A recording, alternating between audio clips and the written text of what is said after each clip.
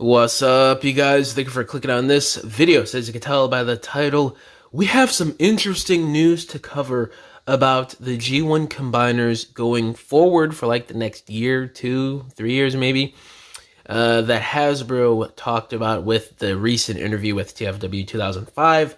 So I'm going to read some things, give you guys my thoughts on everything as always, speculate, discuss. So sit on back, grab a snack, and listen to me ramble. So let's read this here, and I quote, "With Brawl being a Voyager, how does he integrate with Bruticus?"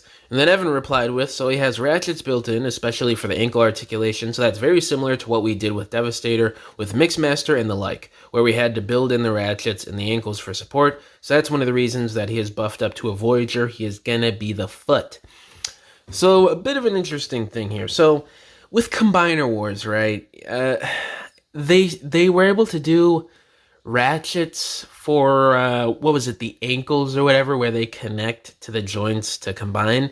They're able to do that with what, like $12, $13 deluxes. I know that was like 9-10 years ago, but still it's fairly recent. I mean, what are we talking, like 2015, 2016? That's really not that long ago.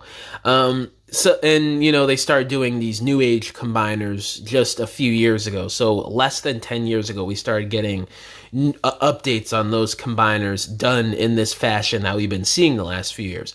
So this whole Voyager thing, I love that Brawl's a Voyager. Actually, he should be one because, you know, he's a big tank, a big character. I think it fits him, not only just for the ratchet joints, but for just how he is as a character. He's a tank and a big bot, so it would just make sense to me. But going forward, I hope we don't have a ton of Voyagers for combiners. We probably will with like Predaking and Defensor and stuff. But with like the smaller combiners, like the car combiners and stuff, hopefully the budget hasn't changed that much to the point where we got to buff up car combiners to Voyager class just for a ratchet joint, you know. But this right here, pretty interesting. I do like that they went this route for Brawl. It makes sense. Next up here, we have, will Bruticus be compatible with the Aerobots and Stunticons? Evan replied with, so he will use the same frame system. So the same way that Menasor is compatible with Superion, Bruticus will be the same. So we'll still be able to pop off sort of those frame arms to plop one each other. So yeah, they can sort of swap, but it's not a Scramble City type of swapping, if that makes sense. So I do like that they're still keeping that functionality with them. I think having, I guess you could say Scramble City with combiners is kind of an important part of the gimmick, at least to me. It seems like something that kind of plays into that connect all and getting or collect all, not connect all, Jesus. Just getting the combiners and being able to swap parts and do different stuff with them. I think that's always been a part of the play factor with combiners. Not always, but most of the time, at least to me, that's how I see it. But yeah, I'm really liking that. And TFW also asked, what about the legs? Because people have noticed that Brawl might have some tooling that makes part of the leg articulation already incorporated.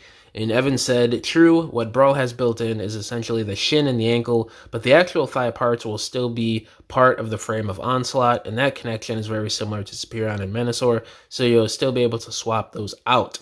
So, you know, more confirmation there on what's going on. I do like where they're going with these combiners. I know it's been a little controversial, but I don't know, to me, with me, you know, the cartoon accuracy with these combiners, it's not some of my favorite designs in terms of robots and combiners go, but I actually do like where they're going with the engineering. I think it works, and it's giving, G1 hardcore fans more accurate mainline versions that you don't have to pay $300, $400, $500 for a third-party Masterpiece figure, you know?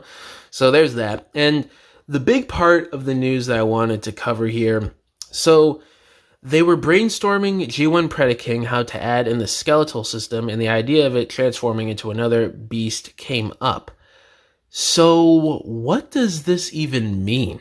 Like, I touched on this briefly in the original interview part that I covered like a week ago, but honestly, this is one of the most puzzling pieces of information that we got from this TFW Hasbro interview.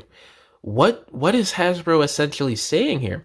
Are they going to be redesigning G1 Predaking to the point where it's a different combined mode. Like, are they saying that the combined mode is gonna be another beast and not a full on like upstanding upright robot mode like what we usually get with the Predaking combiner? That would be kind of crazy. I don't know how well that would go over with like hardcore G1 fans. I think that would be a little bit controversial, but it's all in the execution. And honestly, I don't even really know what they're referring to exactly here, because Predaking, I don't really think he would work on that frame system or the skeletal system to begin with. So I don't know. I think if you're going for show accuracy with these G1 combiner retools the last few years, why wouldn't Predaking follow suit with that? So I think this would kind of be a bad idea, actually. If I'm thinking what they're saying here is what I'm thinking. Like, if they're redesigning the combined mode into another beast instead of just a robot mode, I don't know how people would feel about that. Me personally, I got to see the execution. I'm not going to say that for me, in my own opinion, that would be absolutely horrible. I'm just saying in general, with like G1 fans, we all know how they could be sometimes. Like, I don't think that would be a good idea. Like, I don't think that would go over well with a lot of hardcore G1 fans. Like, I think that this could happen. Like, if it's something they're thinking about and they're bringing up in this interview and brainstorming currently, I think there's a 50-50 chance this could be the case for when they inevitably do a new G1 Predaking in the main line, which I say is going to be in the next 2 years probably, because I think Defensor is up next after Bruticus, which would be 2027, I'd say. So they're probably going to start him in late 2027 or 2028. So 2-3 years, I'd say, for Predaking here, because they're already brainstorming ideas for him. And, you know, they're already bringing it up in the interview that he is going to be one of the combiners coming up next. So it would make sense in the timeline to me, at least. But I don't know. This is very interesting. We could speculate till the cows come home for a couple years now on what they mean here with this little piece of information here. But we also have a couple other things I want to cover. So Mark is still trying to figure out how to get G2 Motormaster and Wild Rider out. Are those the last two members that we need for G2 Menasor? I'm pretty sure they are, right? It is kind of taking a little long for G2 Menasor. Like, they started that team in what? Was it 2022? We're going on over 3 years now, and we're still missing two members. That's kind of crazy. I know it's G2. It's a less of a popular repaint, but honestly, they should have released that as like, maybe they could have put a couple as like exclusives or in the main line like what they did, but then release the rest of the team in like a multi-pack, a Generation Selects multi-pack, like what they did with the G2 Dinobots this year. I think that would have made a lot more sense and to get them out a lot faster, because I'm pretty sure we have the G2 Dinobots completed in a faster fashion than we do G2 Menasor at this point. So that's pretty odd to me. I don't really like how they're going with the release schedule of this Menasor. So hopefully these two release sooner rather than later. So by the time this team is complete, it's not jacked up with the prices on the aftermarket. And the last thing I want to talk about here is Hasbro said Nexus Prime will combine in some way. Now this is kind of cool. There's a few different ways they could go with this. I think the Nexus Prime that's a Voyager coming out next year is going to be the base robot mode, kind of like what we get with regular G1 combiners. He's going to be the base robot mode, and then they're going to release limbs over the course of, I don't know, a year, 2 years, 3 years. We honestly don't know. It really can be random with completing teams in Hasbro, which I've covered on the channel before. It's kind of annoying at this point. But, you know, in the next couple years, they could release different team members or limbs to go along with this Voyager class Nexus Prime, so you could actually have the combined mode that, you know, we kind of know Nexus Prime to be.